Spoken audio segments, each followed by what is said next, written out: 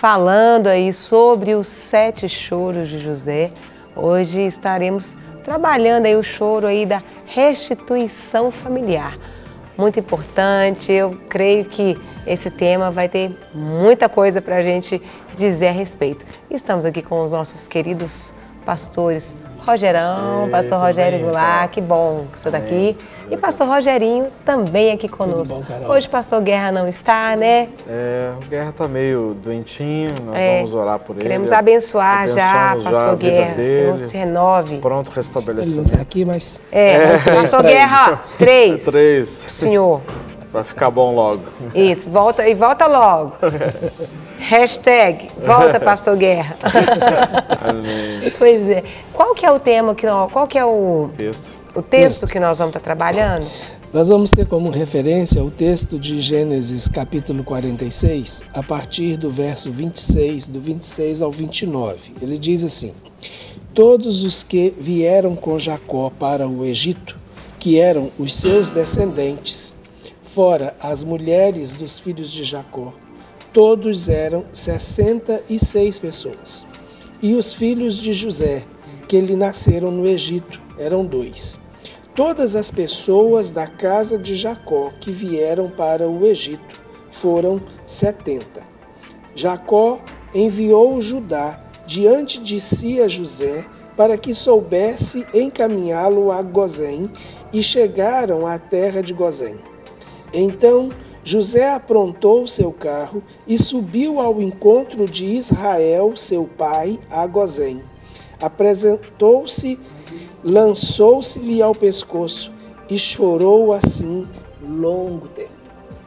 Fico imaginando, né, aquela cena, lançando ao pescoço. Tremendo. Aquele pulo. Imagina. Saudade. Quantos anos? Mais de 20. Mais de 20 anos.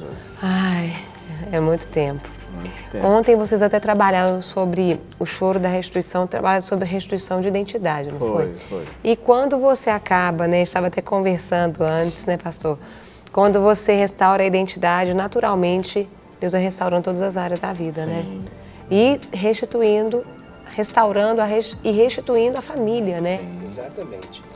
Uma das coisas muito interessantes que a gente percebe nesse processo de cura, né, é que depois da cura, como a gente falou nos programas anteriores, há primeiro aquela restituição de quem nós realmente somos, quando nós tiramos o olho da ferida e passamos a olhar para quem realmente nós somos e a forma que Deus nos fez e para que Deus nos fez. E é muito interessante, só sintetizando muito aquilo que a gente viu ontem, foi exatamente esse o processo que José viveu quando ele vê Benjamim e ele chora junto com Benjamim e chora junto com os seus outros irmãos, os 10 irmãos. Então ele chora junto com Benjamim: esse é o meu irmão, filho da minha mãe e do meu pai. E depois ele estende: esses são os meus irmãos. E ele fala: eu sou irmão, eu sou José, irmão de vocês. Então, ele tem ali naquele momento a restauração de quem ele era. Eu sou José, irmão de vocês, aquele a quem vocês venderam para o Egito. E aí, imediatamente, ele já começa a perceber, junto com a sua identidade, o propósito de Deus para a vida dele. E ele já fala com os irmãos: e não fiquem afligidos, porque vocês terem me vendido para o Egito foi propósito de Deus para que vocês fossem salvos e muitos fossem salvos. Então, Tremendo, né? à medida que ele resgata e ele começa num processo, primeiro, a conexão dele com Benjamim, né, que era o filho da mesma mãe. Então, o irmão realmente que ele não teve muita convivência com ele e que não tinha nada a ver com o processo que ele viveu, mas assim, esse é filho da minha mãe, filho do meu pai. Esse é meu irmão mesmo, verdadeiro. Né? Inteiro, assim. Esse vem da mesma linhagem, a mesma carne que eu. Tipo, nós temos o mesmo DNA. Mesmo DNA.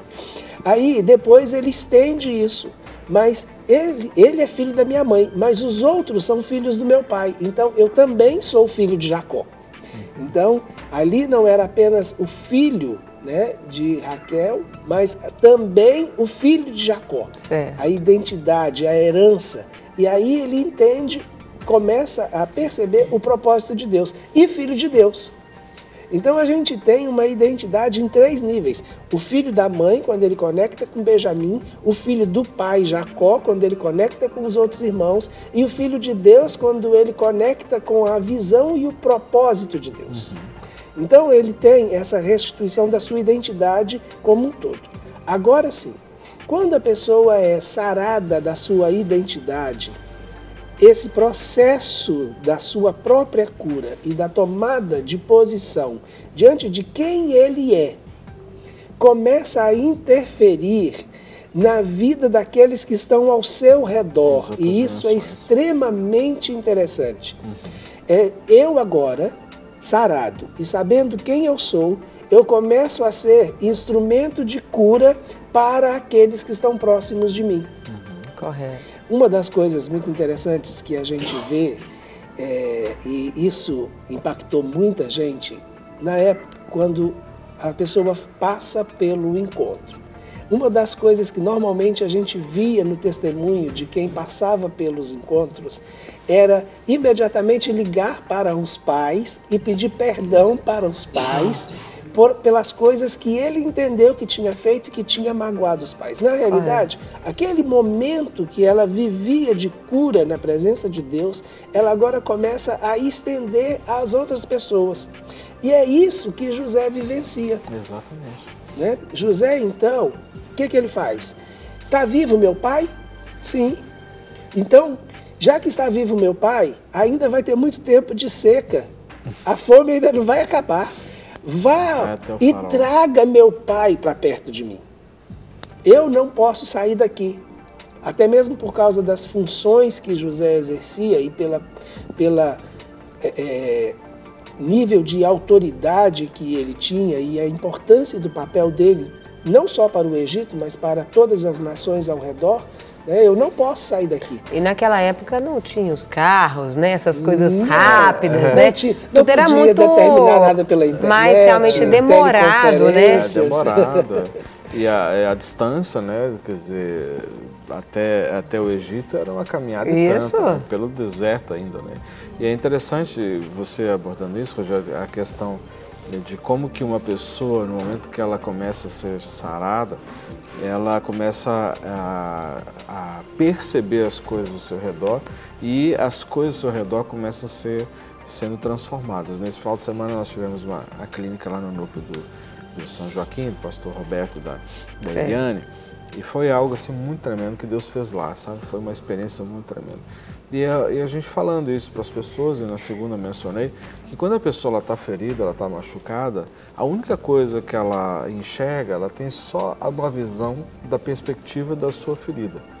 Entende? Ela só enxerga a partir da ferida. E às vezes superdimensiona, não é? Porque só vê isso. E aí, assim, quando a gente parte de uma perspectiva, de uma visão apenas da ferida, tudo que está ao nosso redor se torna imperceptível das coisas boas.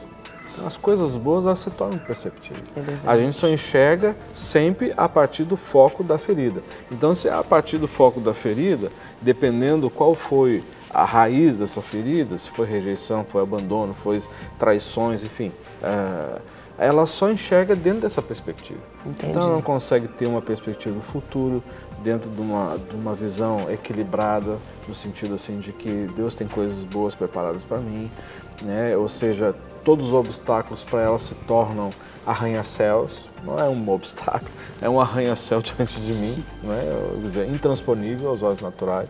Se ela se depara diante de um vale, é assim, nós falamos de um cânion, né?